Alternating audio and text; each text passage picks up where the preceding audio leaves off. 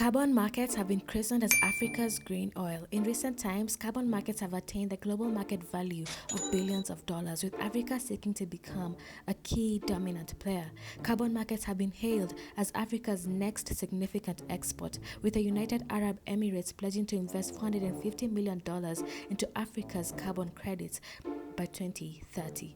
While some are crediting carbon markets as an unparalleled economic goldmine, others see it as a distraction, a scam, as carbon credits are in reality pollution permits. It's also been perceived as a frontier for eco-colonialism in Africa through mass land grabs. Carbon markets have also been marred with allegations of greenwashing, and also that it's only the global elite, that is the bankers and hedge funds, who actually benefit from the carbon markets. Let's delve into the deep annals of carbon markets in Africa.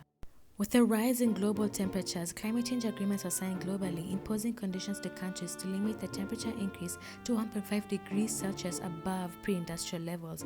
Such agreements created two carbon markets, one which is a compliance market under the Kyoto Protocol, which created flexible carbon market mechanisms such as the Clean Development Mechanism, Joint Implementation, and the Emission Trading Scheme, or the Cap and Trade, which is a system in which countries or industries are limited to a certain amount of carbon emissions each year, and those that exceed the cap can trade and purchase carbon credits from those countries that are below the cap with low carbon emissions, or those that are reducing greenhouse gas emissions. The second type of carbon market is the voluntary carbon markets, which offer tradable credit permits that represent a fixed amount of carbon emission reduction attained either through avoidance of emissions or removal of carbon from the atmosphere.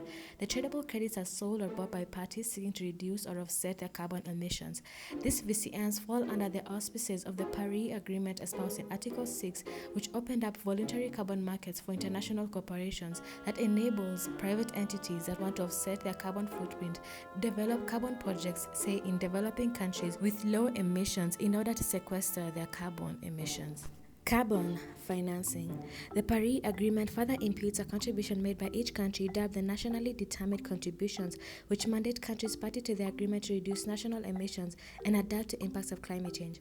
Financing has been a bane for Africa, which is caught in a paradox, as Africa accounts for just 3% of the global emissions, yet it's more predisposed to climate change systemic risks such as floods, droughts, and in some instances, forest fires. It's been reported that Africa requires $3 trillion to achieve its climate change mitigation and adaptation commitments, and in order to implement its NDCs. To achieve this milestone, Africa launched the African Carbon Market Initiatives at COP27. The African Carbon Market Initiative shows great promise as it seeks to leverage the voluntary carbon markets to finance Africa's climate objectives. The ACMI has laid out a clear-cut roadmap to achieve $6 billion in revenue by 2030 and $120 billion by 2050, create 30 million jobs by 2030 and 110 million jobs by 2050, produce 300 million carbon credits annually by 2030 and 1.5 billion carbon credits by 2050. The ACMI has seen Africa tapping into renewable energy.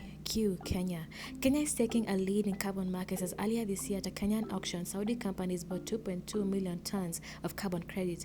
Kenya's renewable energy sector, which involves the solar, wind, and hydropower, has also been hailed, with Kenyan electricity generating company KenGen ranking first in Africa as a geothermal energy producer and about the 7th in the world.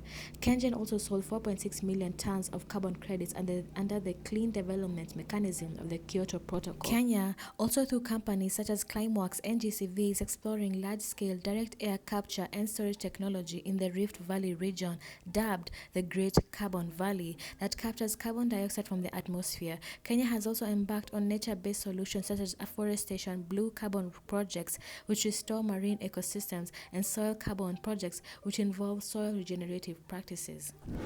The ACMI has laid out policies on the treatment of indigenous people with respect to carbon projects. However, the implementation of these policies have been the most controversial. Eco-colonialism. Voluntary carbon markets have faced criticisms for being a frontier for eco-colonialism, mostly from private entities and conservancies. This comes after UAE-based companies signed frameworks of collaborations with a slew of African countries such as Liberia, Zimbabwe, Tanzania, Zambia, and Kenya that are alleged to have ceded swaths of land equivalent to the landmass of the United Kingdom for carbon. However, the UAE company claims its bilateral agreements seek to implement carbon abatement strategies in compliance with the Paris Agreement. Q. Conservancies. Conservancies have also been roped into the carbon projects, such as the prominent Northern Kenya Rangelands Carbon Project, which owns 4.7 million acres of land which was inhabited by communities such as Rendile, Samburu, who are mostly pastoralists. The project aims to restore the savanna grasslands and has been hailed as the world's largest soil carbon removal project, with an ambitious goal of removing 50 million tons of carbon emissions over a period of 30 years, the equivalent of the annual emissions from over 10 million cars. In 2021, the NRT carbon projects put up verified and validated carbon credits up for sale. A further carbon project is the Kassi-Gao corridor, reducing deforestation and forest degradation, which spans over 200,000 hectares of land, which is between Tsavo East and West National Parks in the coastal part of Kenya. The project has been touted for protecting wildlife such as the endangered gravy zebra and preserving dry forests, which prevents deforestation. The project's objective is to reduce nearly 3 million tons of carbon emissions over 20 years. With all these glitz and glams, what's the furore about the carbon projects? Well, they have been marred with allegations of human rights abuses, land grabbing, and displacement of communities from their land or land use, contrary to the United Nations Declarations on the Rights of Indigenous People and the Indigenous Tribal Peoples Convention, which mandates that the carbon projects must be undertaken in good faith and that the community's involvement must adhere to the free, prior, and informed consent principle. These human rights abuses were brought to light by Survival International, which published a scathing report dubbed the Blood Carbon Against Northern Rangelands Trust, which provided a different perspective of how carbon credits were fueling human rights abuse against indigenous people.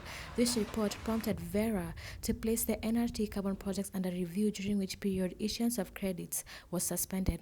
However, the Northern Kenyan Rangelands published a statement on March 23, 2023, discrediting these claims of human rights abuses and land grabbing accusations, as they claim that the communities were involved in an extensive, free, prior, and informed consent which was conducted in local languages. Moreover, they also claim that these allegations have been investigated by the national, county government and a recent independent report, all of which disproved these claims. As for the Kassi-Gao corridor project, which faces allegations of physical and sexual abuse from the Kenyan Human Rights Commission reports and the Center for Research on Multinational Corporations, is currently undergoing investigations from Verra, which has halted issuance of carbon credits until completion of investigations. Greenwashing. Greenwashing is a marketing gimmick, an act of providing consumers and investors misleading and false information about a company's products or operations while crediting themselves as environmentally friendly, rather than actually implementing business practices that minimize environmental impact. Some of the misleading information giveaways include eco-conscious labels such as sustainable, environmentally friendly, green, recycling symbols on the packaging, which are mostly false advertisements. In Africa, beverage companies have borne the brunt of greenwashing backlash for preferring bioplastics or plant-based bottles as a solution to the plastic pollution problem. Electric vehicles have also taken a hit for its negative environmental impact in the mining of the dubbed blood cobalt due to human rights violations and environmental degradation. Studies have shown that battery manufacturing of electric vehicles produces more carbon emissions than a gasoline car. However, this has been disputed, with the claim that electric vehicles' emissions over its lifetime are much lower than gaseous vehicles. ESG stands for environmental, social, and governance, which are the metrics that are used to assess corporate sustainability and ethical standards. Several companies have faced backlash amidst greenwashing claims, such as FIFA, which during the coveted 2022 Football World Cup in Qatar marketed the Qatar World Cup as carbon neutral. This was later investigated by Swiss commissions that found that the statements were false and misleading. Due to weak regulation of carbon markets have found themselves susceptible to financial crimes such as money laundering, tax fraud, and securities fraud. Far from greenwashing, scandals have emerged, roping in banks in carbon trading tax scams and fraudulent carbon trading. In 2016, a former Deutsche Bank employee was sentenced to 3 years for carbon trading tax fraud. This scheme is dubbed the Carousel fraud, which is whereby carbon traders evade paying VAT tax in multi-jurisdictions in Europe. The lack of integrity in carbon markets has exposed the markets to price fixing, which is in violation of securities law. This happens where traders influence investors to buy and sell carbon markets on the basis of false information while they do the opposite.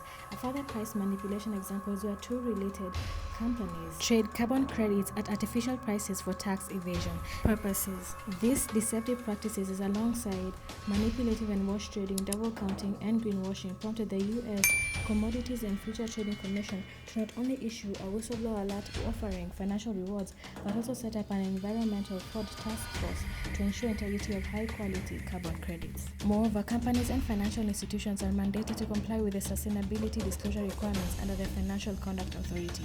More countries have stepped up on their regulatory laws to correlate with the requirements under the core carbon principles espoused by the Integrity Council on Voluntary Carbon Markets. Such laws are on Consumer Protection, Competition Act, and so on. Kenya recently amended its Climate Change Act, which made a provision for carbon regulations, a carbon registry. It also made provision for social and environmental benefits to the communities, which stated that developers of carbon credits must share their 25% of the revenue with the community.